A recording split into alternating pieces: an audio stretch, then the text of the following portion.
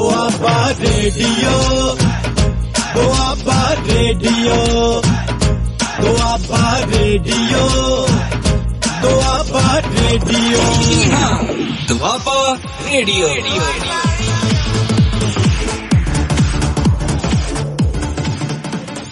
ਪਿਆਰੇ ਵਿਦਿਆਰਥੀਓ, ਤੁਹਾਨੂੰ ਸਾਰਿਆਂ ਨੂੰ ਮੇਰੀ ਪਿਆਰ ਭਰੀ ਸਤਿ ਸ਼੍ਰੀ ਅਕਾਲ।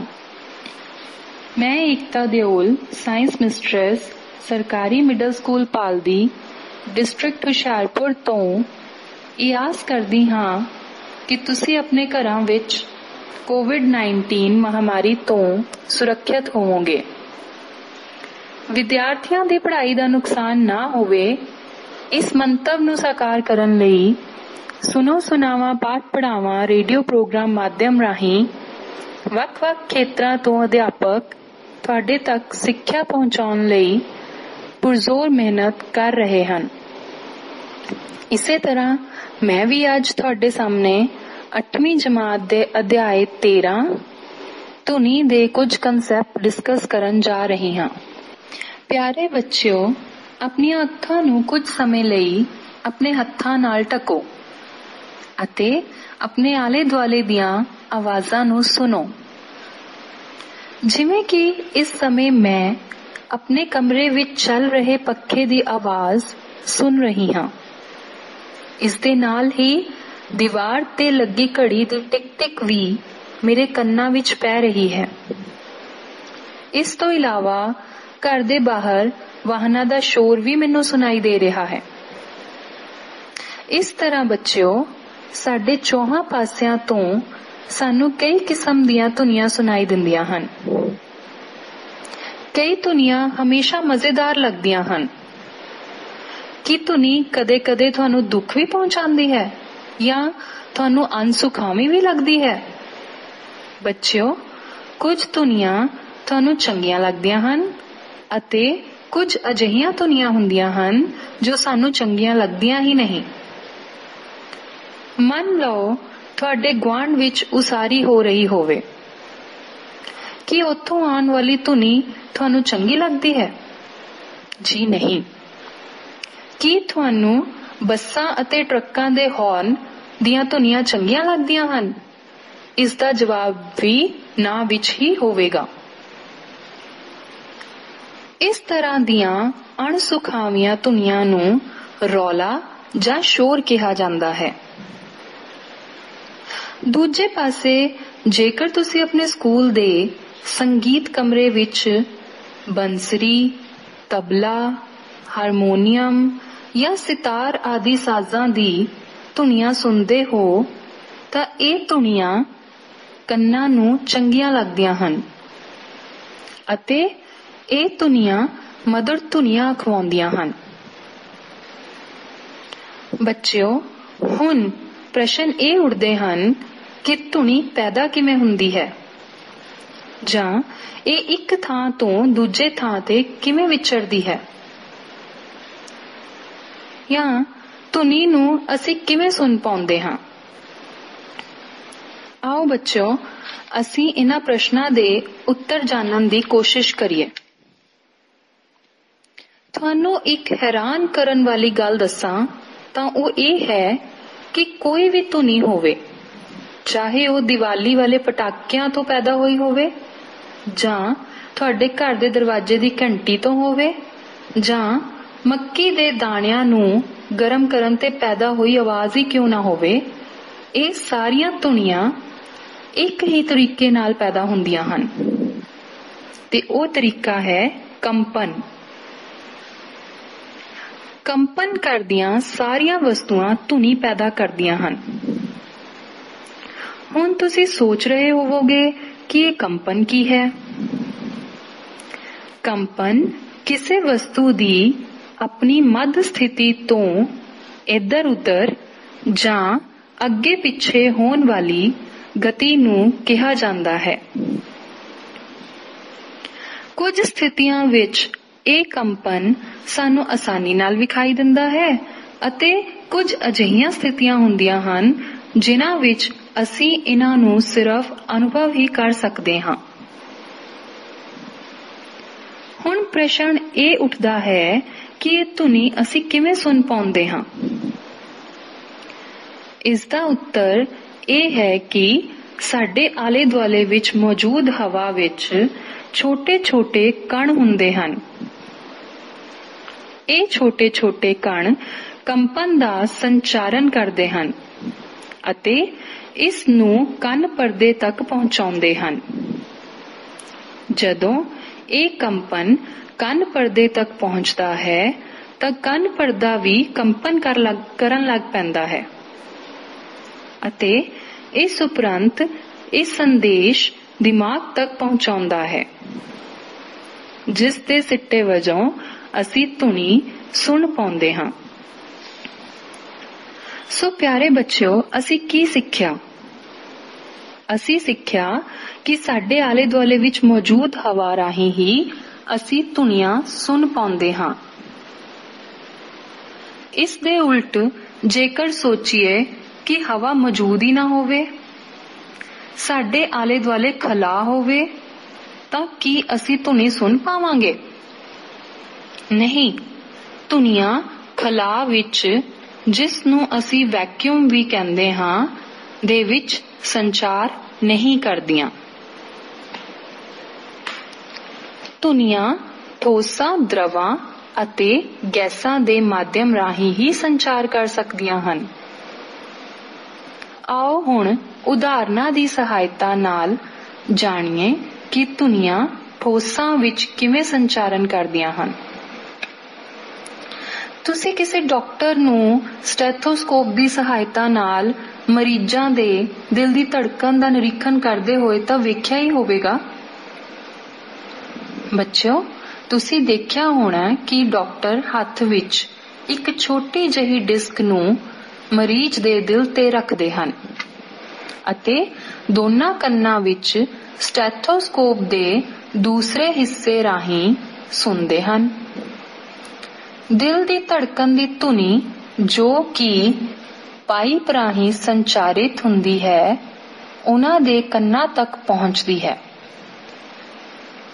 इस तो ये सिद्ध हुंदा है कि धुनी ठोसां विच संचार करदी है। इस उदाहरण विच ठोस पाइप है। इस नूं एक होर उदाहरण नाल सिद्ध किया जा सकता है।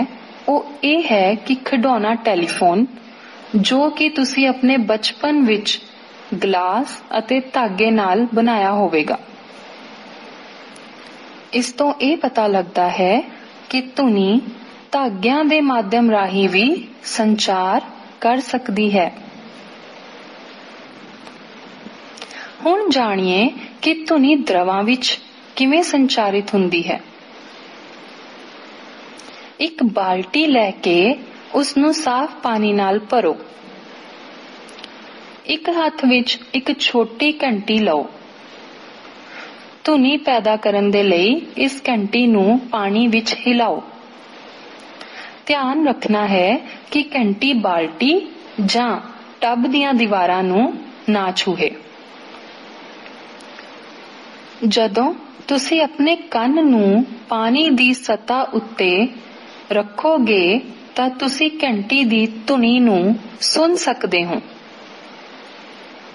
इसदा भाव ये है कि धुनी दा संचार द्रवां विच हो सकता है।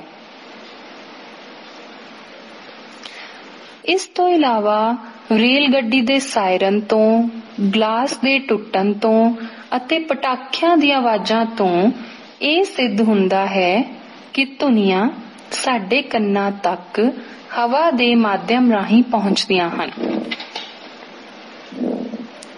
इस तरह प्यारे बच्चों, इन्हां उदाहरणां राहीं असीं सिद्ध कीता कि धुनी नूं संचार करन लई माध्यम दी जरूरत हुंदी है।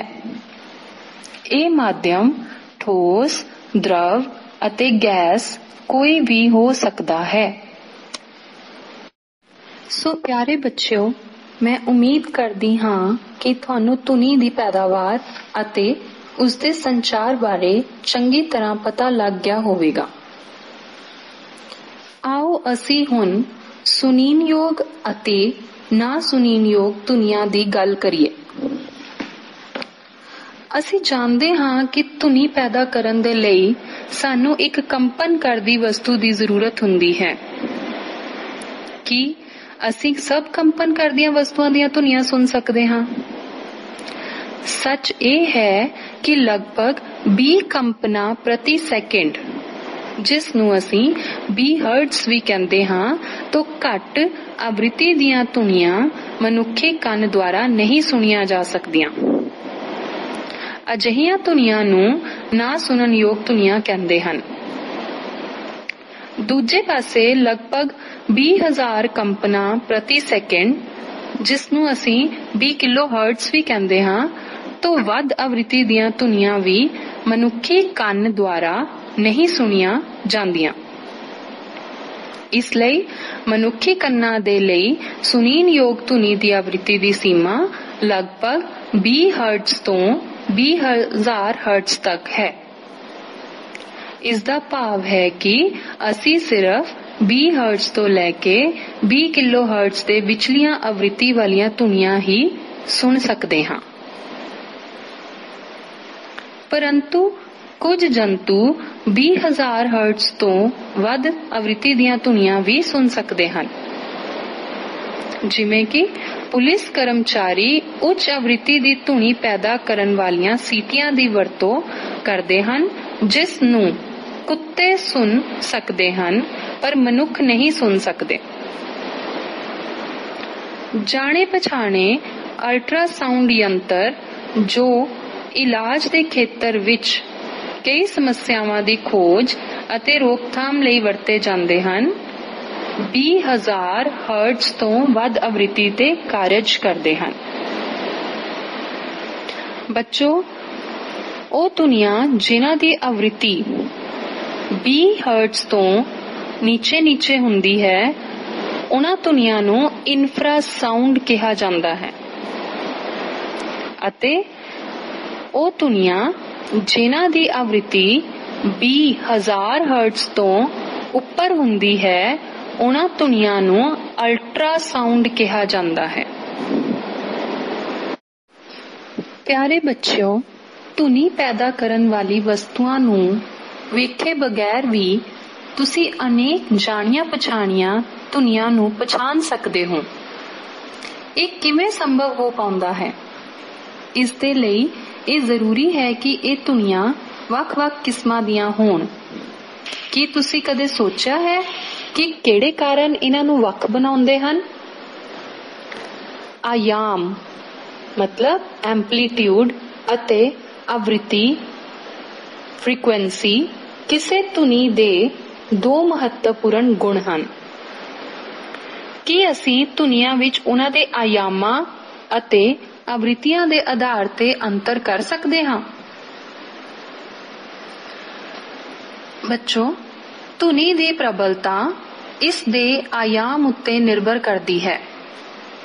ਜਦੋਂ ਕਿਸੇ ਕੰਪਿਤ ਵਸਤੂ ਦਾ ਆਯਾਮ ਵਧੇਰੇ ਹੁੰਦਾ ਹੈ ਤਾਂ ਇਸ ਦੇ ਦੁਆਰਾ ਪੈਦਾ ਧੁਨੀ ਪ੍ਰਬਲ ਹੁੰਦੀ ਹੈ, ਅਤੇ ਜਦੋਂ ਆਯਾਮ ਛੋਟਾ ਹੁੰਦਾ ਹੈ ਤਾਂ ਪੈਦਾ ਹੋਈ ਆਵਾਜ਼ ਧੀਮੀ ਹੁੰਦੀ ਹੈ।